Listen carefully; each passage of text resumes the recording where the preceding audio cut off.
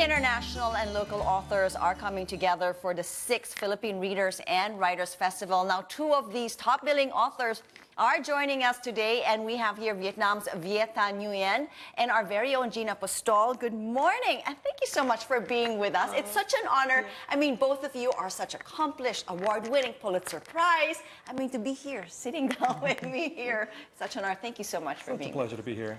Okay. Yeah, it's a pleasure.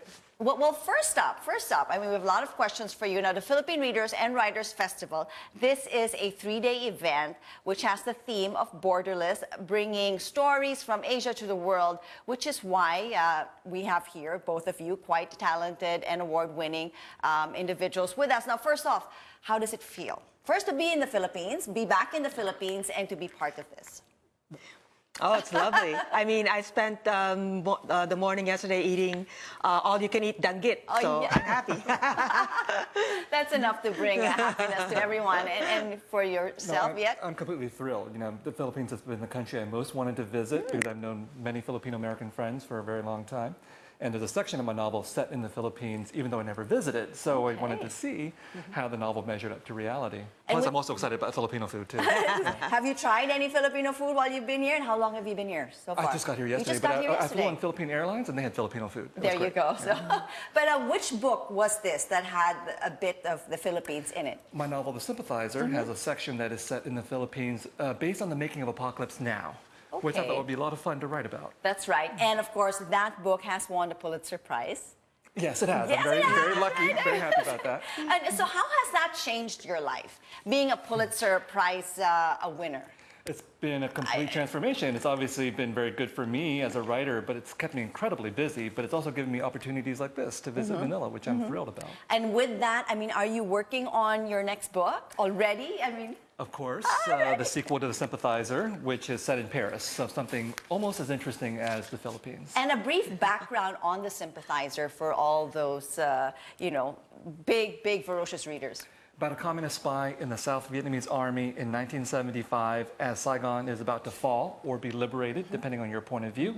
And his mission is to flee with the remnants of that army to the United States, spy on their efforts to take their country back. Wow, I mean, that sounds like a good read. And now Gina here, of course, a Filipino, and also award-winning novelist. And so tell us, you grew up in Tacloban. I grew up in Tacloban, How did your love for reading and writing books actually come about? I was really bored. You were no, That's a good thing. I read a lot. I read a lot. I just kept. My mom had these books in the house. Little Women on one side, Little Men on the other, Huck Finn on one side, Tom Sawyer on the other, and I would just keep reading and reading these upside-down books. Okay. It was great. But like now, how would you best advise our youth these days to go back to reading? Do you think maybe there was a bit of a lapse somewhere with social media and other things, or has it always been on their top list? I think reading has always been, I don't know, I mean, for me, reading has always been this great solitary pleasure. I don't know if it's, people say that that people are not reading as much, but I think people are reading a lot actually because of social media, because you get a lot of information, etc. I think poetry, for instance, has had a huge upswing, the reading of poetry in the United States. So I wouldn't put down the huge pleasures of reading at this point. And tell us a little bit about your book. Okay. The book is called, my newest novel is called Insurrecto, and it is set, it is about the Philippine-American War. So it's about a war that I think really needs the attention of the world, of the United States in particular, and even of the Filipinos. It's, there's a translator, a Filipino translator, an American filmmaker. They go on a road trip to Balangiga in Samar, and which is the site of an infamous incident of massacre in 1901 during the war. And there are 2 rival scripts about that war that occur in the novel. So it depends on which perspective. As you said, Yes. there always seems to be so many different perspectives when it comes to writing books. And go ahead. Well, no, I blurred Gina's book. yeah. I thought it was fabulous. And I but moderated his novel. But I think we work on similar issues because we're both concerned with these terrible moments of history in which there are two deeply opposed sides. And the reason why these histories are interesting is because they're deeply tragic, but they're also conflicts where both sides believe that they're right.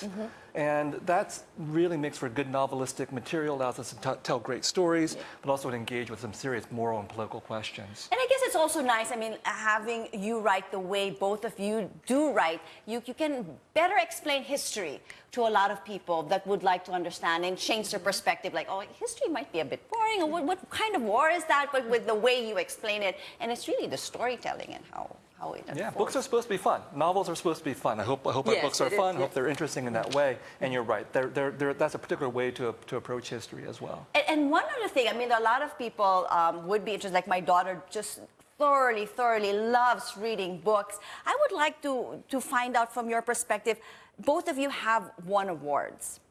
How does one do that? I mean, what is there like a secret tip? I mean, is there like a formula? I mean, how does it work? I think Do you you have to know- I really mean- just love doing the writing. I think for me, it's all about the fact that for me, it's the most fun thing to do. Okay. And I think that pleasure is really at the heart of art. You write to write, not necessarily write to make, I hope this is like a bestseller and I hope. Some people do, but I don't think that's not the right purpose. I think she's right. We write because we love it. Depends what, I mean, so I assume Stephen King loves what he writes. I assume the person who wrote 50 Shades of Grey loves what she writes as well. That's the crucial issue. And for me, I don't know how old your daughter is, but I won my first book award when I was in the 3rd grade for a book that I love to do. It was a book about a cat, Okay. who flees from the city to the countryside to find love. And I thought, it was fun. That was the most important thing. And it put that thought in my mind early that this could be something that would be great to do. I mean, as you sit down, do you constantly think about, writing and your imagination is like nonstop in terms of like what to do next and... I wish it was that easy. Well, actually, it's interesting because if you're in a book, it's really hard not to get out of the book. I mean, I was on the plane working on this novel, and it's odd because I'm so happy to be here in the Philippines, but I also want to get back to my book. It's really weird. It's you're always in a double world, and you're always thinking if you're in the book. I was doing the same thing. I was writing on the airplane as well. It's so fun. Right, because you don't want to let it go when you're in the middle of it. That's right. Yeah. Well, of course, we don't want to let you go, but we must. The 6th Philippine Reader Writers Festival is happening. And both of you will be there. So if anybody wants to enjoy and see you, where can they go? And do invite your...